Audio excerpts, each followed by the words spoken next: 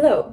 Today I'm going to be kicking off October by discussing one of my favorite horror films, Audition.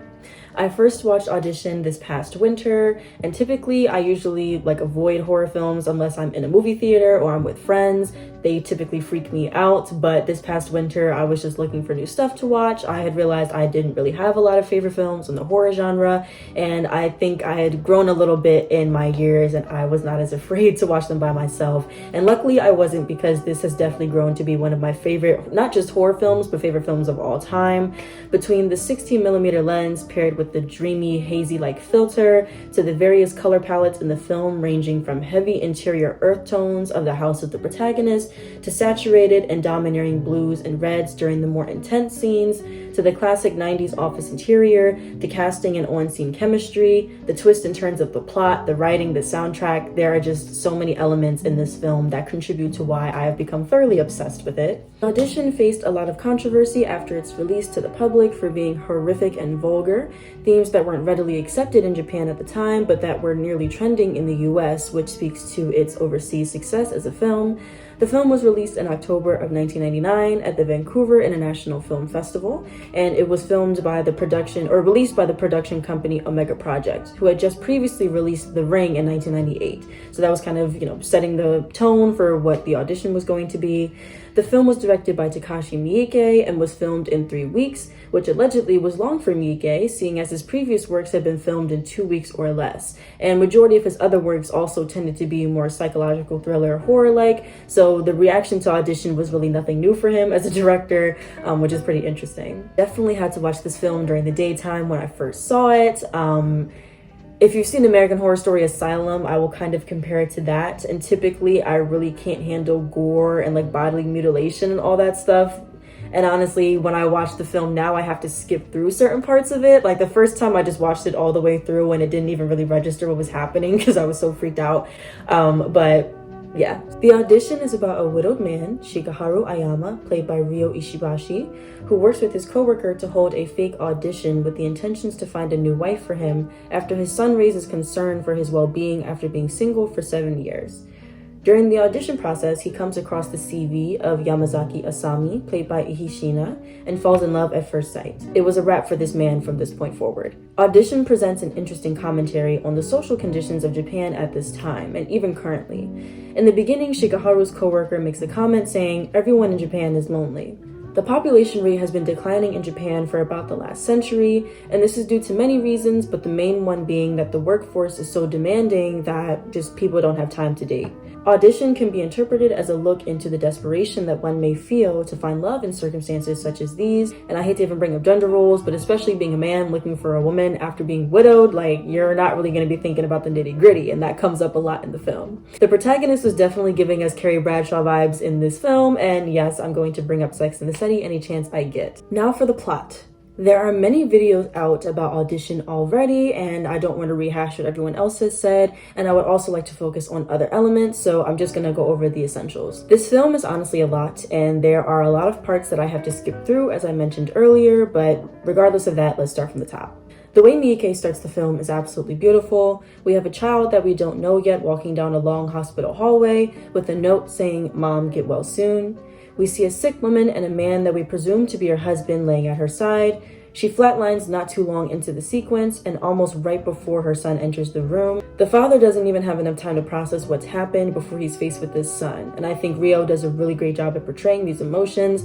Obviously, I've never been a parent, but I can imagine that if your significant other passes and you have to explain to your child what just happened while also processing it yourself, there's going to be a lot of range of emotions that you're feeling. So I just think he does a great job at kind of portraying the shock and confusion that one would probably be going through at this time in this very, very short sequence. It's honestly only a couple of minutes, but such a range of information and emotions is portrayed through it, and I think they just do a really great job. So in general, the first 2/3 of the film pretty much follow Shigeharu catching feelings for Asami and not noticing all of the very strange details about her. His friend notices, such as her lying about her industry contact during her audition and essentially having no traceable identity whatsoever, but Shigeharu is deep in his bag. He's not trying to hear any of that. He wants her to be his wife, and that's on that. He's already decided. Shigeharu eventually takes her on a weekend getaway where he fully intends to propose. He's moving fast and trying to secure this baddie, period.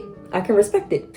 But after they share an intimate night together, she disappears and he kind of gets hit with reality in his search for her. I have to highlight this beautiful shot of Asami standing near the ocean. If someone took me here on a getaway to propose, I would be proposing to them. I would have to beat them to the punch because yeah, this is gorgeous. The last of the film, or the last third of the film, is pretty much an acid trip sequence. Very gnarly, so I have to skip a lot of it, like I said before. However, like I said, there's already tons of videos analyzing that portion, so I'm going to leave that alone for today. I think there's definitely a couple about just like the last 20 minutes of Audition alone because of how insane it is. But again, I want to go into other details. We won't really go into that today, but I will get into this look that Asami is serving us in this final scene. Let's talk about it. So like I said, now I want to get into the other key elements of the film, the first being set design. It makes me feral. Even in the beginning, we have a beautiful glow streaming through the curtains of this hospital room,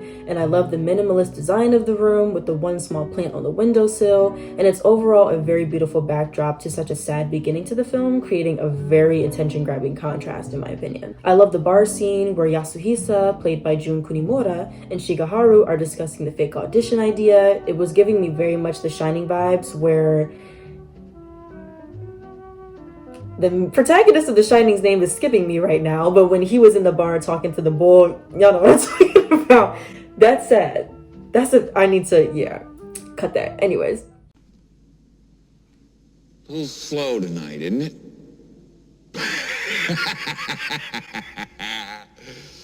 The earth tones of Shigeharu's room and the overall interior design of the house are lovely, very late 80s minimalist design, which I think fits the aesthetic of not just the film, but the protagonist himself very well. I also think given the absence of a wife or a mother figure in the family dynamic, with the exception of the housekeeper, it makes sense why the design of the house is so simple. This one scene in particular brings me a lot of comfort for some reason.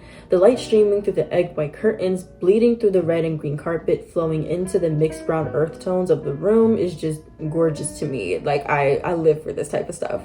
Another major aspect of set design that I love is the office scenes. It's so classic 90s office design in this film, and I've always loved the aesthetic of this branch of interior design, so I'm just completely here for it. Another visual aspect of this film that I really love is the color palettes. Again, in the beginning, we start off with very soft earth tones in the hospital and the scene after, but in the very next sequence, we are overtaken by blues and grays when Shigeharu and his son are fishing together on the coast.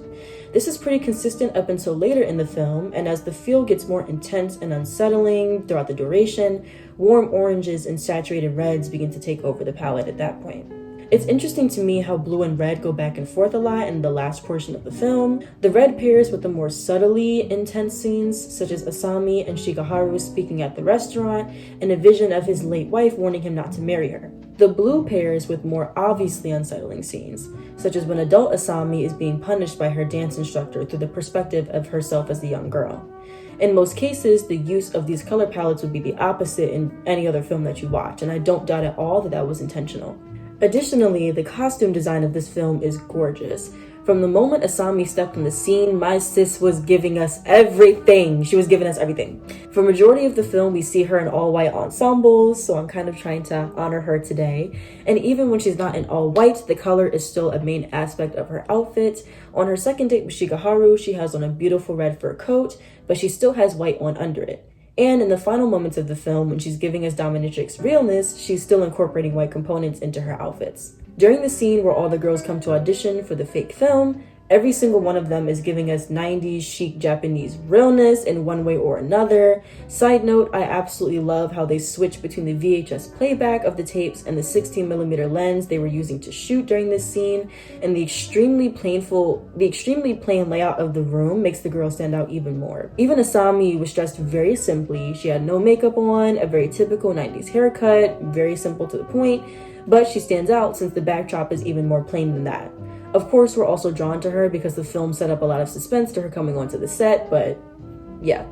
Aside from that, most of the time, the characters are dressed in either business, professional, or casual clothing. I also love the outfit that Shigeharu's son, Shigehiko, is wearing in that first scene where he tells his dad that he's looking a little worn out from not having no nice woman to take care of him. He walked so the soft ooh TikTok boys could run. Point blank period. The soundtrack of this film is also beautiful, mostly consisting of piano and jazz-like vibes. I love Asami's theme that plays when her character first comes onto the camera in a very...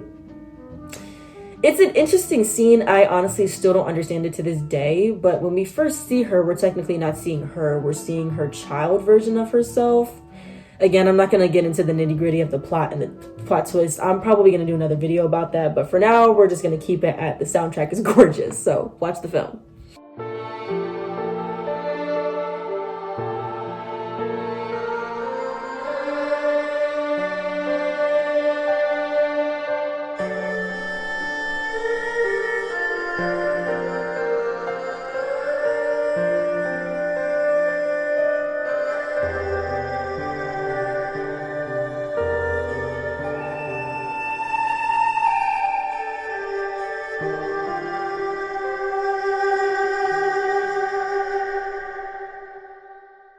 So that is all I have today. Thank you so much if you made it to this point. I tried to keep this pretty concise because honestly, my The Craft video was so long. I was like, all right, I'll start doing really long videos later down the road. I'm going to try to keep them more concise for now.